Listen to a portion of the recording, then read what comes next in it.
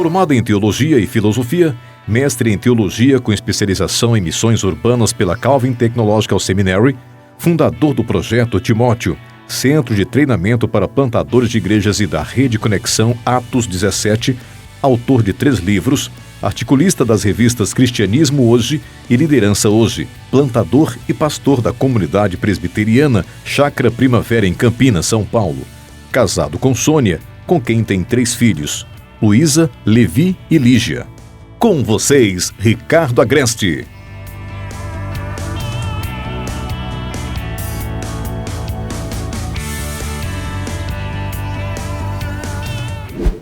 Boa noite, gente. Que a graça e a paz de Jesus esteja sobre todos nós, enquanto nós refletimos a sua palavra, amém? Na minha apresentação, faltou a parte mais importante. Avô de 2 netos, o João e o Gabriel. Se eu soubesse que ser avô era tão bom, eu teria pulado os filhos. Mas eu estou aqui hoje para conversar com vocês sobre essa temática, revitalizando a igreja e a sua liderança. Mas eu quero dizer para vocês que eu tenho uma tese, e eu vou colocar essa tese para vocês, que é basicamente sobre o que eu vou falar essa noite. A revitalização de uma igreja tem início na revitalização da vida e da vocação de um pastor. Vou repetir. A revitalização de uma igreja, de uma comunidade local, tem início na revitalização da vida e da vocação de um pastor. Você quer ver uma igreja sendo revitalizada? Coloque diante dela um líder apaixonado por Deus e altamente comprometido com a missão. E essa igreja vai ser revitalizada. O mesmo a gente poderia dizer sobre plantação. Muitas vezes pastores cansados, frustrados, resolvem que vão plantar a igreja, supostamente achando que vão ter vida mais fácil. Mas eles vão para plantar a igreja e não conseguem plantar a igreja. Por quê? Porque quem não está altamente apaixonado por Deus e pelo seu evangelho e altamente comprometido com a missão, pode ter todo o dinheiro do mundo, pode ter a melhor igreja-mãe para apoiá-la, não vai conseguir plantar uma igreja. A revitalização de uma igreja tem início na revitalização da vida e da vocação de um pastor. Há cerca de 10 anos atrás, uma pesquisa nos Estados Unidos, infelizmente nós não temos esse tipo de pesquisa no Brasil, apontou entre pastores o seguinte: 75% dos pastores não se sentem preparados adequadamente para o ministério. De cada 4 pastores, 3 não se sentem adequadamente preparados. 72% dos pastores estudam a Bíblia apenas na preparação dos sermões e dos estudos. Ainda bem que são só os americanos que têm esse problema. 71% dos pastores, preste atenção nisso, lutam constantemente com sintomas de depressão. 70% dos pastores sentem-se estressados e consideram seriamente deixar o ministério. Não deixam por uma única e exclusiva razão: não têm oportunidade de fazê-lo. 70% não possuem alguém que consideram um amigo chegado. Quando eles pensam Quem é o meu amigo com quem eu posso conversar e me abrir e dizer absolutamente o que eu estou sentindo e chorar diante dele sem me sentir envergonhado? A resposta é: 70% dos pastores não têm um amigo assim. 57%, veja só, deixariam com certeza o ministério se tivesse outra fonte de renda. Se alguém aparecesse e dissesse assim: eu pago a mesma coisa para você todo dia entrar às 9 horas da manhã e sair às 6 da tarde, e ninguém amolar a tua vida, e todo final de semana você vai ter livre. 57% dos pastores americanos, que são bem mais pecadores do que a gente, tomariam a decisão de deixar o ministério. 50% se sentem incapazes de atender às demandas ministeriais. Uma sensação de que por mais que você faça, você nunca vai dar conta de satisfazer todo mundo. 50% dos pastores norte-americanos deixam o ministério nos primeiros 5 anos de ministério. Nos primeiros 5 anos. E uma pesquisa mais recente diz que nos Estados Unidos da América, por ano, 1.500 pastores abandonam o ministério. 1.500. O reflexo disso também está nas igrejas americanas. 3.500 igrejas nos Estados Unidos da América fecham as portas todos os anos. 3.500 igrejas.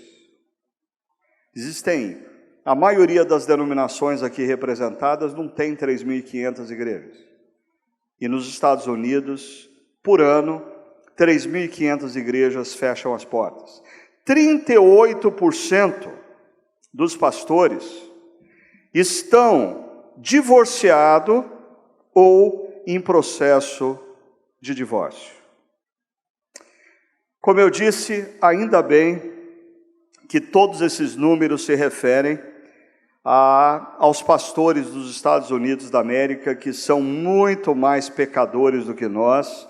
Nós não enfrentamos nenhum tipo desse problema, nós estamos numa situação imensamente melhor. Nós, pastores brasileiros, não estamos flertando com a depressão, não estamos passando por crises conjugais, não estamos flertando com a possibilidade de divórcio. Nós, pastores brasileiros, nem temos casos de suicídios no nosso meio.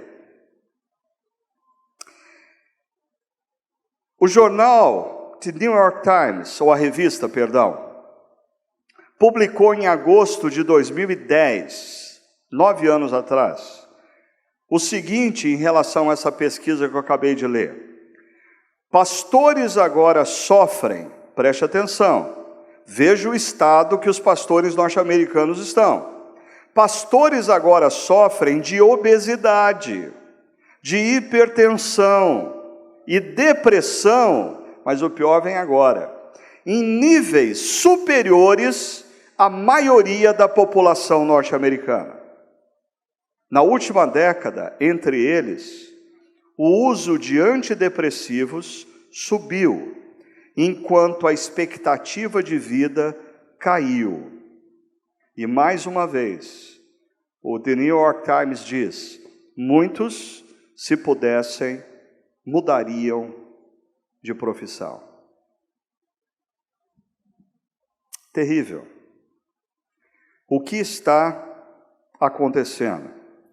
Deixa eu começar respondendo a pergunta: por que, na minha opinião, tantos pastores e missionários estão desfalecendo? A primeira parte dessa resposta, ela é muito básica. Muitos pastores, pastoras, missionários e missionárias estão desfalecendo porque o trabalho pastoral não é um trabalho fácil. Deixa eu ler algo para vocês. O ato de liderar uma igreja quando feito a partir de um paradigma efetivamente pastoral. Por favor, preste atenção nessa expressão, um paradigma efetivamente pastoral. Vocês podiam apertar o botão aí na frente para mim, por favor? Porque talvez liderar uma igreja como um empresário seja muito mais fácil do que liderar uma igreja como pastor. Como pastor, você se envolve afetivamente com as pessoas. Como pastor, você se dedica às pessoas. Como pastor, se o telefone toca às 2h da madrugada, toca na sua casa, do lado da cabeceira.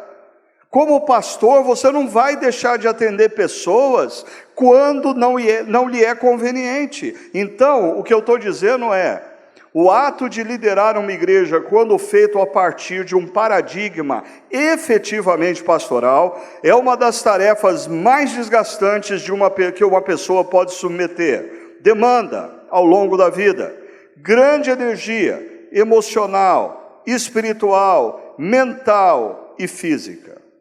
E eu sou testemunha de corpo presente dessa situação. No final de 2013, eu cheguei no momento da minha vida, do meu ministério, que eu tive que reunir os presbíteros da minha igreja e dizer para eles, eu tenho 30 dias de férias e eu não vou voltar mais para a igreja esse ano.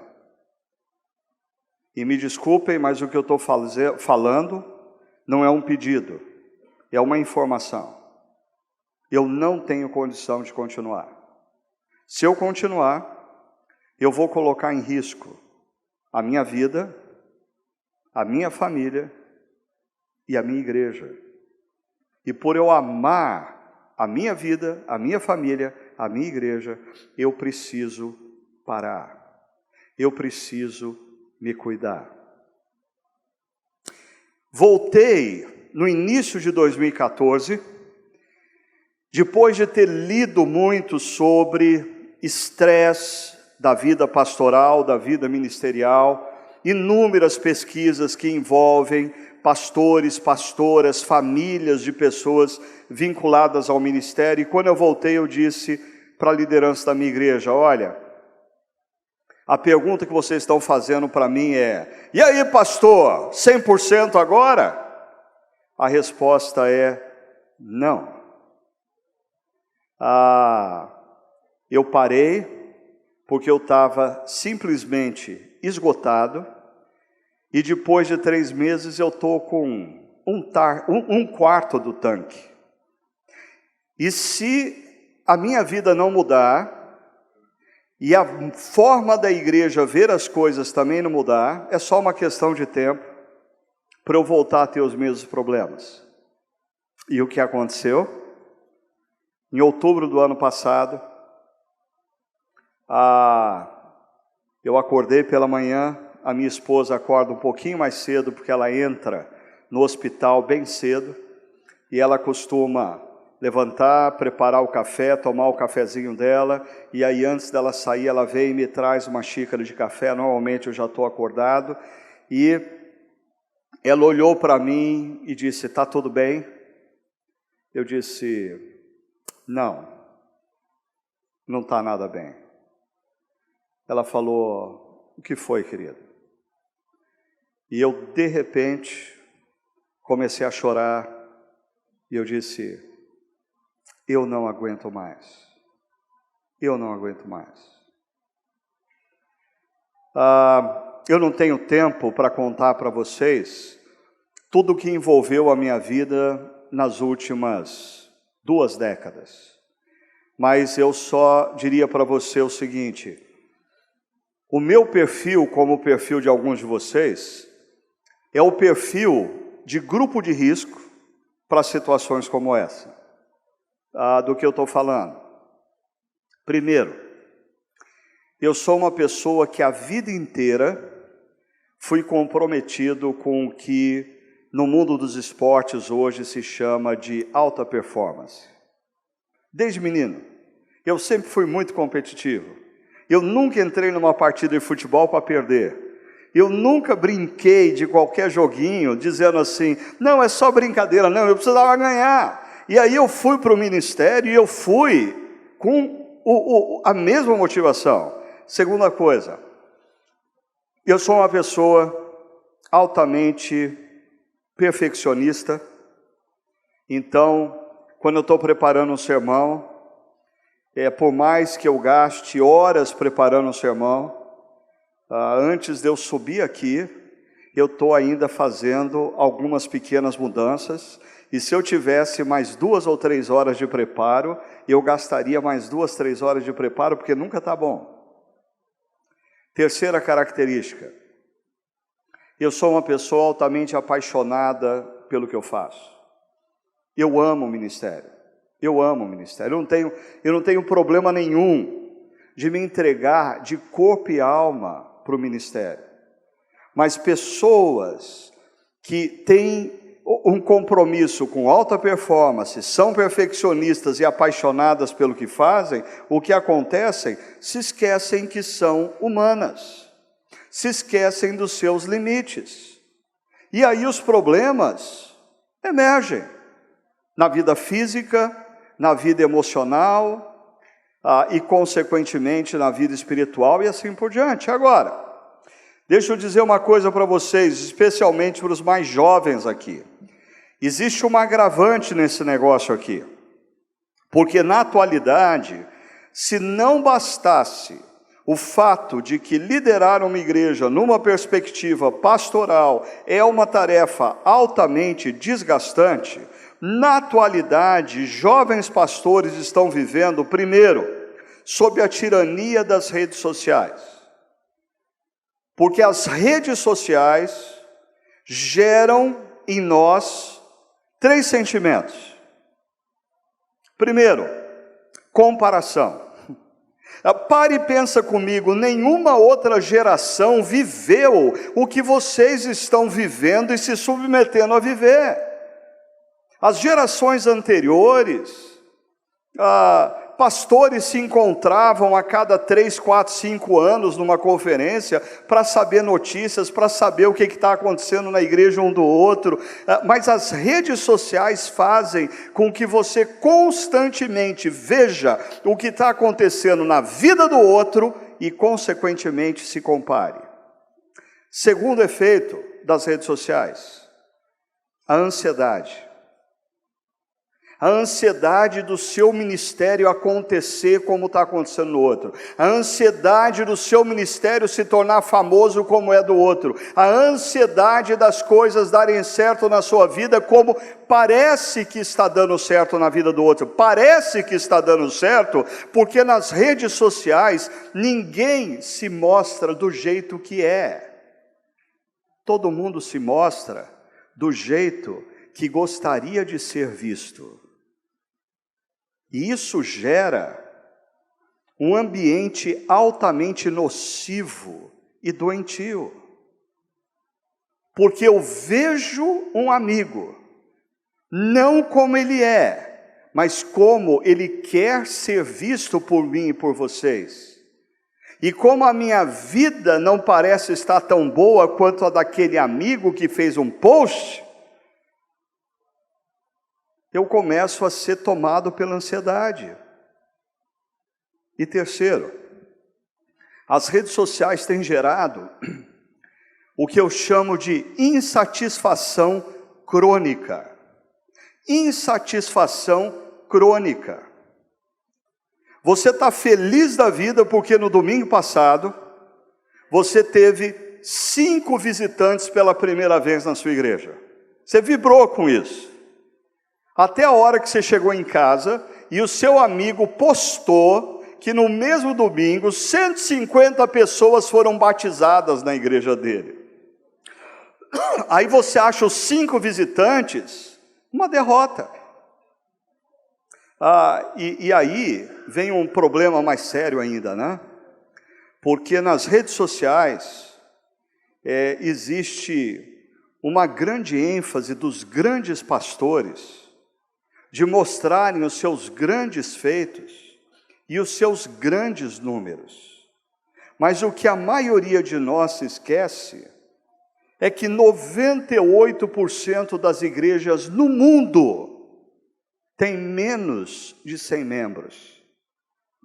E nós estamos sempre nos comparando aos pastores das megas igrejas, que corresponde a 2% das igrejas do mundo. Um outro fator que torna um agravante a vida de jovens pastores: eles gradativamente acabam confundindo o que fazem com quem são. Acaba confundindo a sua identidade ao seu trabalho. Isso é péssimo. Isso é típico, por exemplo, de jogadores de futebol que se tornam conhecidos, de artistas de televisão que na juventude foram conhecidos, mas de repente, quando eles se aposentam, quando eles saem das câmeras e eles andam pelos shopping centers e ninguém mais pede autógrafo para eles, eles começam a entrar num processo depressivo, eles começam a beber, eles começam a se drogar e não poucos tiram a própria vida. Sabe o que é assustador para mim? Eu estava ouvindo uma pessoa jovem falando o que ela pensa das instituições, dentre elas a igreja e dos pastores. Primeiro, essa geração abaixo de 20 anos tem seríssimos problemas com instituições. Mas quando chega no assunto pastor, elas pensam o seguinte: os pastores só fazem o que fazem porque eles são pagos para fazer. O dia que eles não forem mais pagos para fazer, eles não fazem o que eles estão fazendo. Aí ela me disse assim, por exemplo, o pastor de jovens da minha igreja, ele só liga para mim e marca para tomar café comigo porque ele é pago para isso. Se ele fosse um profissional de uma empresa, ele nem se interessaria por mim. Ele nem ligaria para mim. E aí quantas vezes eu tive que concordar, porque quantas vezes eu já vi dentro da minha própria igreja, pastores passando 3, 4, 5 anos pastoreando o povo, e quando eles, por alguma razão, eles mudam de igreja, a impressão é que eles nunca tiveram contato com ninguém ali. Aquilo era uma profissão. O problema disso é que muitos pastores, especialmente os mais jovens, estão confundindo a sua identidade com esse momento aqui. E eles precisam do palco e das luzes e dos likes nas redes sociais para se sentirem amados, admirados e pessoas. Eu ouvi da esposa do Mike Gorin, que esteve com a gente aqui há 2 anos atrás, a Marnie. Eu estava num evento com ela e ela me cutucou e disse assim: Ricardo, o que nós chamávamos antigamente de altar, agora nós chamamos de palco. Falei, nossa, eu nunca tinha parado para pensar nisso. E isso é completamente diferente. Porque palco é um espaço para eu crescer. Altar é um espaço para eu me render. Mas os púlpitos das nossas igrejas estão se tornando palco.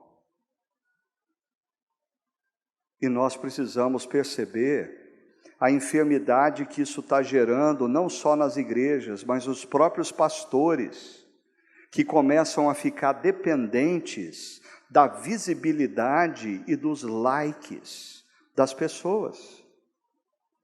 E uma terceira agravante: em algum momento, esses pastores perdem o coração.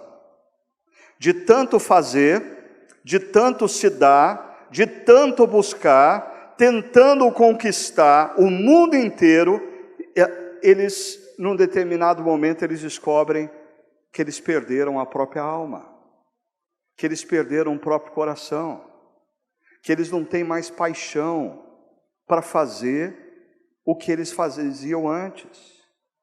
Bom, tem um gráfico que eu queria mostrar para vocês, de um iceberg. E eu não sei se você vai conseguir ler cada pontinho que vai aparecer aí, mas isso, primeiro me coloca esses 3 de cima, para por aí. Quando nós olhamos a vida de uma pessoa e, consequentemente, um ministério, o que normalmente nos chama mais atenção, o que gera em nós admiração, é a ponta do iceberg. São os resultados do ministério. Nossa, a sua igreja, pastor, 1000 pessoas. A sua igreja, pastor, plantou mais de 100 igrejas. A sua igreja, pastor, se multiplicando no sertão. A gente olha a ponta do iceberg e a gente admira a performance. O grande problema hoje em dia, voltando às redes sociais, é que nós criamos um fenômeno que nunca existiu antes na história da humanidade. Antes na história da humanidade, quem se tornava um fenômeno, normalmente era porque havia feito algo muito grande ao longo da vida. Hoje, com as redes sociais, antes do cara fazer qualquer coisa, ele já é famoso. Basta ele colocar todo dia alguma ideia controversa, e todo mundo segue, todo mundo compartilha, e o cara nunca plantou uma igreja na vida, o cara nunca pastoreou uma igreja na vida, o cara nunca fez nada consistente na vida, mas ele já é famoso. Então existe esse problema aqui. Quando a gente fala de resultado e performance, nós estamos falando do o que nós fazemos. Agora, o que a maioria das pessoas não vê é a linha abaixo da água. Porque abaixo de resultados e performance, e aí eu não estou falando dessa fictícia das redes sociais, você olha um pastor que você considera bem-sucedido, você olha um pastor com 30, 40 anos de ministério, a igreja dele é consistente, a igreja dele faz diferença na cidade, a igreja dele está sendo usada para transformar a realidade sociocultural da cidade, e existe o perigo de você olhar para esse pastor e achar que a única coisa que te separa da posição desse pastor é a oportunidade. Se você tiver oportunidade, o seu ministério vai ser igual dele. Não vai. Porque por detrás de um pastor, de um obreiro, que você considera bem-sucedido por plantar igrejas no sertão, por trabalhar em situações de risco e fazer diferença, ou por plantar igrejas urbanas, seja lá o que for, existem processos de determinação. Esse cara teve que se dedicar, esse cara teve que acordar mais cedo, esse cara teve que dormir mais tarde, ele teve que ler muito livro, ele teve que ouvir muitas pessoas. Assim, o que você vê na pessoa que você admira, não aconteceu da noite para o dia. Foi um processo de anos. E a pergunta é se você está disposto a se comprometer com o seu crescimento pessoal, não por 3 dias, não por 3 meses, não por 3 anos, mas você está disposto a se comprometer com o seu desenvolvimento como obreiro, como pastor, como pastora, no cuidado de pessoas, na pregação, na evangelização, no discipulado, fazendo diferença na realidade sociocultural da sua cidade? Você está disposto a investir os próximos 30 anos da sua vida? Sim. Existe um processo com determinação, e aqui nós estamos falando de como nós fazemos. Por exemplo, Moisés estava se dedicando ao povo, e o sogro dele olha e diz: Moisés, o que você está fazendo não é bom. Por quê? Porque Moisés estava se concentrando na superfície, no quê, e ele estava se arrebentando, ele e o povo, porque ele não parou para pensar como eu devo fazer isso. Às vezes, a razão do nosso cansaço não é excesso de trabalho, mas falta de capacidade de organizar bem a vida e o trabalho. Quando eu vejo um pastor hoje falar, Ricardo, eu estou muito cansado, a primeira coisa que eu pergunto é, você está cansado por excesso de trabalho ou você está cansado porque você não sabe trabalhar? Como? É altamente importante para você preservar a sua saúde física, emocional e espiritual ao longo do seu desenvolvimento. Agora, o nível mais profundo desse negócio, e aquele que muitas vezes a gente não para perceber, é o que eu chamo de consciência. Consciência de que eu faço o que eu faço e como eu faço por uma razão. Foi isso que Deus mandou eu fazer. Isso é libertador.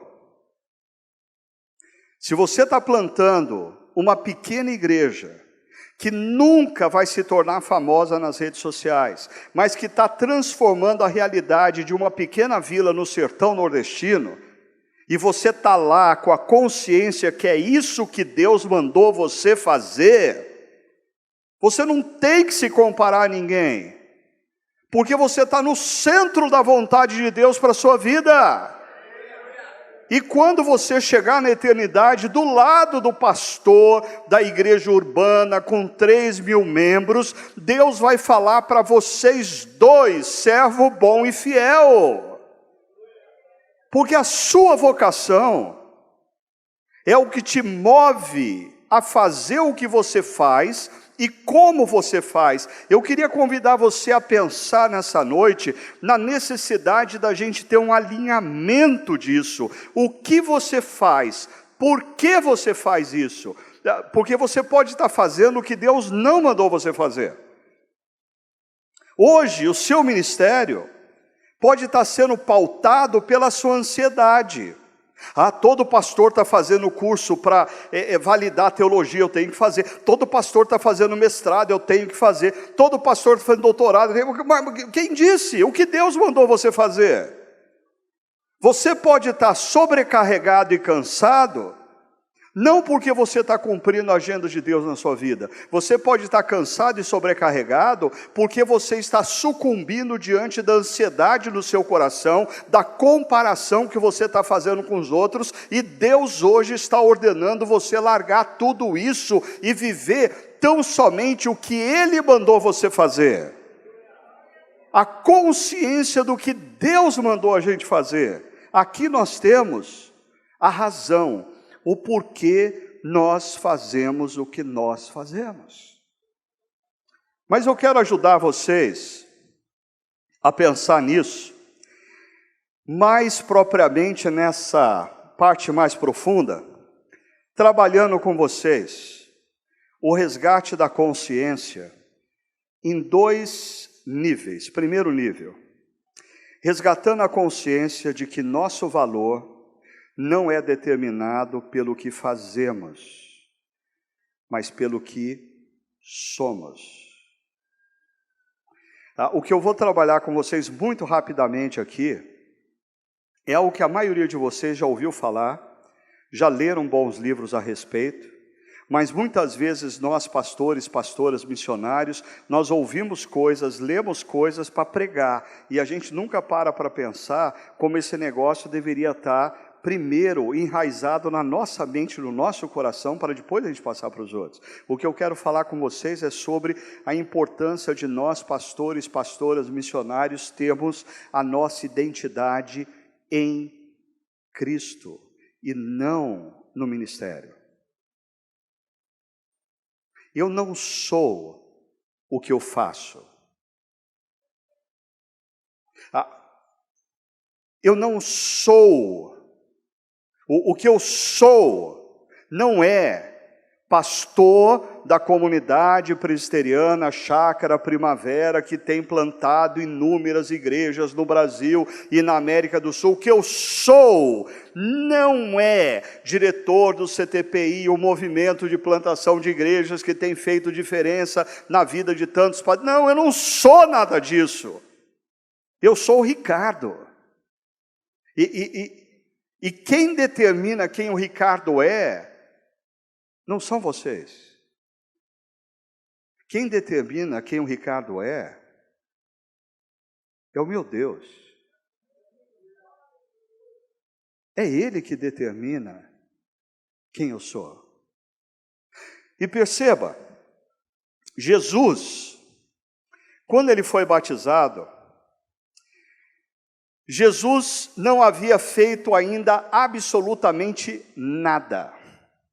Jesus não tinha multiplicado pães, não tinha multiplicado peixes, não tinha expulsado o demônio, não tinha feito pregação em lugar nenhum. Jesus não tinha mandado o leproso levantar e andar. Jesus não tinha curado o cego. Jesus não tinha feito nada, nada, nada. E quando ele é batizado, essa voz que vem dos céus diz: você é o meu filho amado, em quem eu tenho todo prazer. Henry Nouwen, um padre holandês, num livro chamado A Volta do Filho Pródigo, ele diz que enquanto nós não ouvimos essa voz ecoar nos nossos corações, nós continuamos escravos da necessidade de fazer para sermos aplaudidos e nos sentirmos alguém. Mas quando essa voz ecoa no nosso coração, essa voz nos liberta de todo medo. Porque quando a gente escuta no nosso coração: você é meu filho amado, em quem eu tenho todo prazer. Você está lá tentando plantar uma igreja há 5 anos e não passa de 30 pessoas. Você está sentindo nada. Você está lá naquela igreja que não tem recursos e que você tem que lutar mês a mês com a questão do salário que não dá para completar, e você se compara a alguns amigos, mas de repente, seja qual for a sua situação, você para, fica em silêncio e escuta essa voz que vem dos céus e diz a você: meu filho, quem você é? Você é o meu filho amado, em quem eu tenho todo prazer. Desculpa, mas pare e pensa uma coisa. Não existe absolutamente nada que você possa fazer para Deus te amar menos ou mais. Não há. O amor de Deus por você não é medido pelos resultados do seu ministério. Se você está aqui, os seus números são fascinantes diante dos homens, isso não significa que Deus te ama mais. E olha, para que ninguém encontre um problema teológico, dizendo: mas isso aí se refere a Jesus. É interessante como o apóstolo Paulo, em Romanos, capítulo 8, diz: pois vocês receberam um Espírito, o mesmo que desceu sobre Jesus, que os adota como filhos, por meio do Pai chamamos Paizinho, Paizinho, Abba, Pai. O próprio Espírito testemunha ao nosso Espírito, o quê? Ou seja, o Espírito que desceu sobre Jesus e a voz que ele escuta dizendo: você é filho amado, em quem tem todo prazer, esse mesmo Espírito está em mim e em você. E se nós aquietarmos o nosso coração, e se a gente diluir toda a ansiedade gerada pela comparação que a gente faz, a gente vai ouvir uma voz dentro de nós dizendo quem nós somos. Quem nós somos? Filhos e filhas amadas, em quem o Pai tem todo o prazer. E mais uma coisa, resgatando a consciência do porquê fazemos o que fazemos. E aí eu queria resgatar um outro texto dos evangélicos que faz muito sentido para mim. É quando Pedro, depois da morte e ressurreição de Jesus, por inúmeras razões, ele está chateado, ele está achando que ele não tem mais chance aos olhos de Jesus. E ele chega diante do mar Tiberíades, o mesmo mar de onde um dia Jesus o tirou. E ele diz, eu vou pescar. Quando Pedro fala, eu vou pescar, ele não está dizendo assim, olha, eu estou precisando relaxar um pouquinho, eu vou tirar uma noite de folga. Ele está dizendo, chega. Eu vou voltar de onde Jesus me tirou.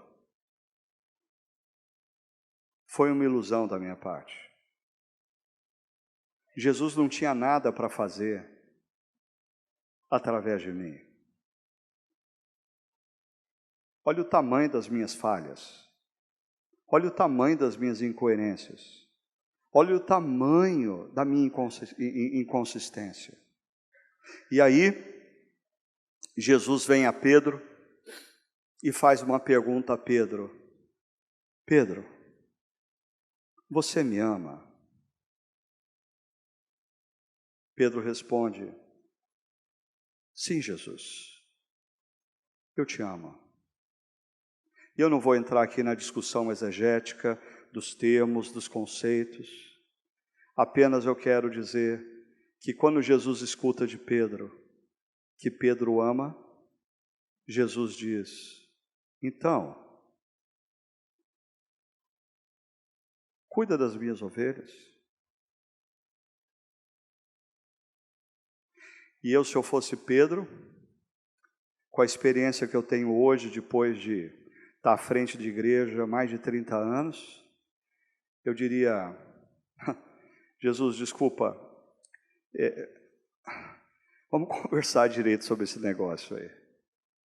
Porque uma coisa é eu te amar, outra coisa é o Senhor me pedir isso. Assim, pede qualquer coisa, mas menos isso. E eu acho que Jesus olharia para mim e diria, Ricardo, você me ama? E eu diria, Jesus, eu sou incoerente, inconsistente, falho, limitado, mas eu te amo. E ele diria, então cuida das minhas ovelhas. E eu diria, Jesus, deixa eu cuidar de organizações, deixa eu cuidar de projetos. Porque, Jesus, pelo jeito o Senhor não conhece as suas ovelhas. Elas não são fáceis, não. Jesus, as suas ovelhas, elas são assim daquele tipo que elas pedem uma coisa, a gente faz, elas pedem outra coisa, a gente faz, e a gente faz 3, 4, 5, 6, 7, 8, 9 coisas. Um dia, elas pedem uma coisa e a gente não consegue corresponder. E sabe como elas medem a gente? Não pelas 9 que nós fizemos. Elas nos medem pela 10ª que a gente não conseguiu fazer. A gente não vale pelas 9 que a gente fez. Aos olhos delas, a gente vale pela 10ª que a gente não deu conta de fazer.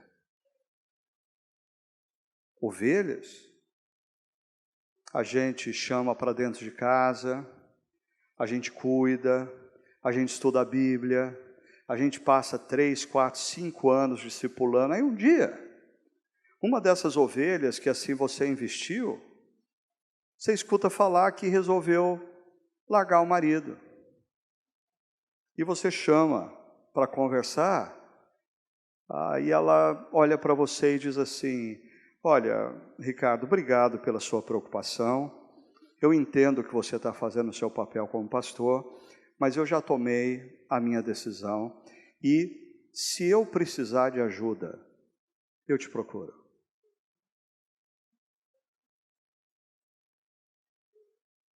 Espera aí, não é assim. Não é assim que funciona. Eu empenhei minha vida. Eu dediquei meu tempo. E enquanto eu estudava a Bíblia com essa pessoa, eu passei a amá-la. Mas de repente eu descubro que eu não tenho nem direito de acessar o coração dela. E Jesus vem com essa conversa para mim: se você me ama, cuida das minhas ovelhas. Mas é essa voz de Jesus que tem mudado a direção da minha vida nos momentos em que eu sou mais tendente a jogar a toalha. Porque quando eu vou jogar a toalha, e eu penso assim, não, eu não quero mais passar isso, eu não quero mais me ferir nessa situação, esse negócio aqui não vai dar em nada, o povo não está correspondendo, eu estou fora, eu vou fazer alguma outra coisa da minha vida. Jesus insiste em vir, parar na minha frente e dizer: você me ama? Então cuida deles. Eu sei. Eles são imperfeitos. Por sinal, a melhor definição de igreja que eu já ouvi é do Eugene Peterson, que diz: igreja é um bando de gente pecadora, pastoreada pelo maior deles, o pastor. Porque se eu fosse contabilizar, se eu pudesse mostrar para vocês as minhas cicatrizes, eu ia contar para vocês as histórias de quando eu fui ferido. E ao contabilizar isso, sabe o que eu descobri? As minhas maiores cicatrizes não foram geradas por ovelhas, foram geradas por supostamente amigos pastores. As ovelhas tão somente refletem o que também nós somos. E Jesus, na sua imensa graça, faz essa loucura: deixar um pecador cuidar de pecadores. Mas hoje, quando eu penso em jogar a toalha, eu tenho uma definição de ministério. Ministério é a minha expressão de amor por Jesus. Não é a minha expressão de amor pela igreja, porque a igreja não é a minha noiva, a igreja é a noiva de Cristo. Ele a escolheu, paciência. O meu ministério, o que eu faço, é a expressão do meu amor por Cristo. E aí, você entende o porquê do ministério. Agora, eu vou caminhar para encerrar, mas eu só queria destacar para vocês uma pesquisa assustadora, essa é recente, do Barna Group, saiu semana passada, perguntando o que os pastores mais gostam de fazer. Clica aí para mim, por favor. Olha só, 66% dos pastores responderam que eles gostam de pregar, 10% de treinar líderes, 8% de discipulado, 6% de evangelismo, e isso explica o fato das nossas igrejas não estarem crescendo. 5% dos chamados pastores gostam de cuidado pastoral. 2% gostam de organizar eventos. Interessante, quando a gente pega 10, 8, 6, 5% aqui, é relacionamento com pessoas. Se você pega 66% da pregação e 2% do evento, 68%, é multidão.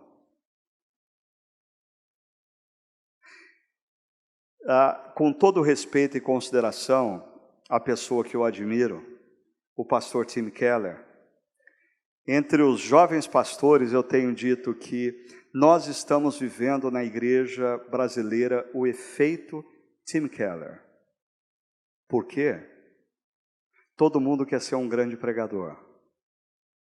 E todo mundo acredita piamente no seguinte: se eu pregar bem, as pessoas vão vir. E você quer saber a verdade? Elas não vão vir. Porque nós estamos adentrando no momento da história que as pessoas não confiam na igreja, elas não vão vir porque a sua pregação é boa. Se você não for capaz de sair de trás do seu púlpito, entrar no meio das pessoas, se relacionar com elas, conquistar a confiança delas, tomar cafezinho com elas, almoçar com elas, jantar com elas, conversar com elas, sentir a dor delas, chorar com elas, elas nunca vão te ouvir.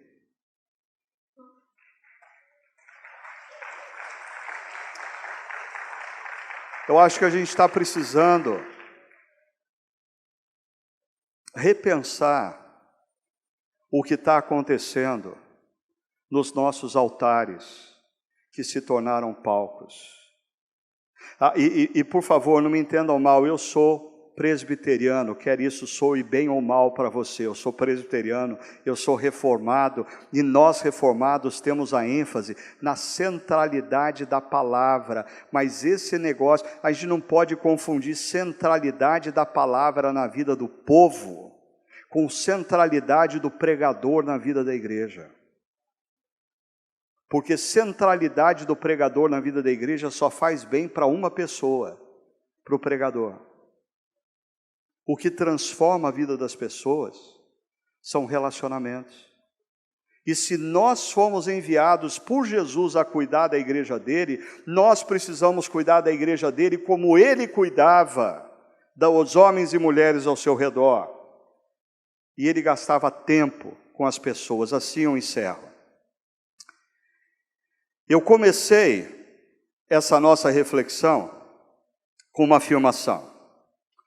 A revitalização de uma igreja tem início na revitalização da vida e da vocação de um pastor. Como você pode resgatar ou revitalizar a sua vida e a sua vocação como pastor? Comece por duas coisas. Resgate a consciência da sua identidade em Cristo. Você não é o que você faz. Você é o que Deus diz que você é. Filho e filha, amada de Deus, em quem Ele tem todo o prazer. Segunda coisa, resgate a consciência do porquê você faz o que você faz.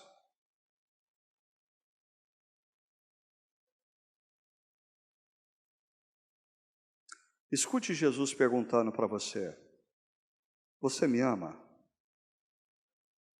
O que tem que motivar você ao exercício da sua vocação não são os aplausos, não são os likes, não são nem os resultados. É a voz de Jesus que diz a você: você me ama? É Ele que tem que ser a razão da nossa vocação. São os olhos dele olhando para as nossas vidas, os olhos dele, aquele que morreu na cruz por nós e não poupou, foi extravagante na maneira de amar um pecador como eu e como você. É esse amor que nos constrange a sermos e fazermos o que nós somos e fazemos. E eu termino com uma ideia que tem assim estado latente na minha mente, no meu coração. Foi inclusive o texto aonde na última conferência do CTPI eu preguei nesse texto de 2 Timóteo 1:6, mas eu vou citar só a frase, quando Paulo diz para Timóteo: torno a lembrar-lhe que mantenha viva a chama do dom de Deus que está em você. E eu conto uma história e assim eu encerro. Na Grécia Antiga, de tempos em tempos, um jovem maratonista era escolhido e ele comparecia diante de um sacerdote na Acrópole de Atenas, no templo da deusa Nike, a deusa da vitória. E aquele sacerdote acendia uma tocha e dava na mão daquele jovem maratonista. E a missão daquele jovem maratonista era percorrer cidades na direção da cidade de Olímpia. E aonde aquele jovem maratonista passava, o povo recebia uma boa notícia. Estava começando o tempo de paz. E todos deveriam ir para Olímpia, porque os Jogos Olímpicos iriam começar. E aquele jovem, chegando em Olímpia, acendia uma grande tocha que ficava na frente do templo de Zeus. Mas uma coisa que me veio à mente pensando nessa história. A missão daquele jovem não era correr mais rápido do que os outros. A missão daquele jovem não era passar por mais cidades do que os outros. A missão daquele jovem era só uma: manter a chama acesa. Isso lançou luz para a minha vida. Deus não mandou eu correr do jeito que eu estou correndo. Deus não mandou eu fazer tanta coisa como eu estou fazendo. Deus me deu o Espírito Santo e Ele me deu um chamado que é a chama no meu coração. E o meu papel é cuidar dessa chama, para que ela nunca se apague. Existem momentos que ela quase se apaga e eu tenho que saber parar e soprar e fazer o fogo voltar. Existem momentos em que ela está queimando com labaredas. O seu papel não é correr do jeito que você está correndo. O seu papel não é fazer tudo o que você está fazendo. O seu papel é perceber que Deus colocou uma chama no seu coração, que é a sua vocação. Faça isso. É o que Jesus pediu para você fazer, como expressão do amor seu por Ele. Vamos orar? Senhor, nós nos colocamos diante do Senhor no início dessa conferência e queremos começar esse tempo nos rendendo novamente no Teu altar. Nós chegamos aqui, Pai querido, com dores, com cansaço, com frustrações, com amarguras, mas nós queremos deixar absolutamente tudo isso diante do Teu altar. E queremos ouvir a Tua voz, nos dizer em alto e bom som ao longo desses dias, que nós somos filhos e filhas amadas em quem o Senhor tem todo o prazer. E Pai, dá-nos a capacidade e o discernimento para perceber o que de fato o Senhor nos mandou fazer. Dá-nos, Senhor, a capacidade de discernirmos a voz que vem do Senhor e que pede para que nós apacentemos as Tuas ovelhas. de tantas vozes e rumores da nossa própria alma, fruto da ansiedade, da comparação, que faz com que as nossas agendas estejam tão comprometidas com inúmeras coisas que o Senhor nunca pediu para nós estarmos fazendo. Dá-nos, Senhor, mais descanso diante do Senhor. Que o teu amor por nós nos seja suficiente.